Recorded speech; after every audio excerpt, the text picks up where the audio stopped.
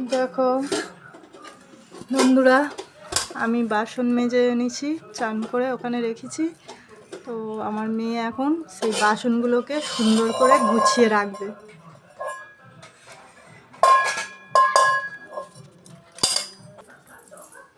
দেখো রাখতে যাচ্ছে, নিচে রাখবে, পায়ে পড়ে যাবে, ওখানে রাখুনি। তো দেখো কেরম মেয়ে বুদ্ধি দেখাচ্ছ, গ্যাসের ওপরে তুলে দিচ্ছে।